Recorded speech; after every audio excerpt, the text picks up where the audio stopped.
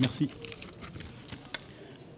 Chers amis, je suis très heureux de me trouver parmi vous ici aujourd'hui à l'occasion de ce premier congrès du mouvement radical et de prendre part à ce débat européen. Et je remercie l'équipe de m'avoir accordé ce temps de parole. Et j'en profite de l'occasion pour féliciter le président Hénard d'avoir été élu. Et oui, il y a des radicaux dans les Outre-mer, pas seulement à Saint-Pierre-et-Miquelon de Madame la ministre radicale Annick Girardin, que je salue au passage, mais aussi particulièrement à Mayotte, d'où je viens, à La Réunion et en Guadeloupe, où les fédérations sont actives. N'oublions pas non plus que dans l'histoire du radicalisme, les Outre-mer nous ont légué des personnalités illustres au sein des institutions de la République. Gaston Monnerville de la Guyane, qui fut président du Sénat pendant 11 ans, et Jean-François Horry, élu de Mayotte, qui a été membre du Conseil d'État.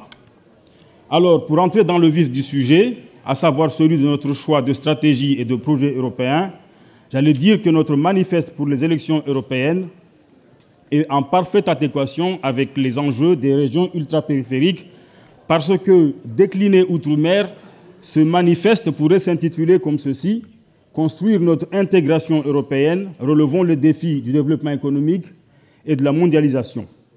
En effet, les collectivités d'outre-mer, essentielles à la réalisation de notre projet européen, car, faisant le lien avec les concitoyens ultramarins, aspirent à plus d'intégration européenne afin que l'Union européenne garantisse à leurs administrés les mêmes droits qu'à tous les citoyens européens, afin que l'Union européenne garantisse la sécurité de nos concitoyens ultramarins.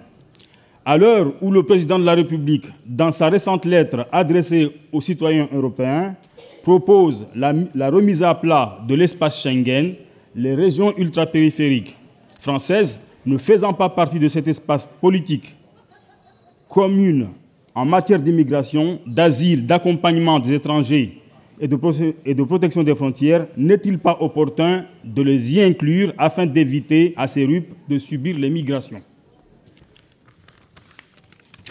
Aussi, certaines RUP, en particulier les Canaries, la Guyane et Mayotte, ont connu ou connaissent une forte immigration clandestine, se traduisant notamment par une hausse des mineurs non accompagnés et de jeunes majeurs en grande difficulté.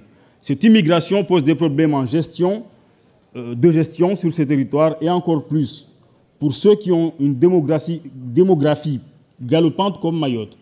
À titre d'exemple, Mayotte est devenue le Lampedusa de l'océan Indien, puisqu'on peut compter plusieurs milliers de morts depuis 1895 dus à des naufrages de barques qu'on appelle chez nous Kwassa-Kwassa.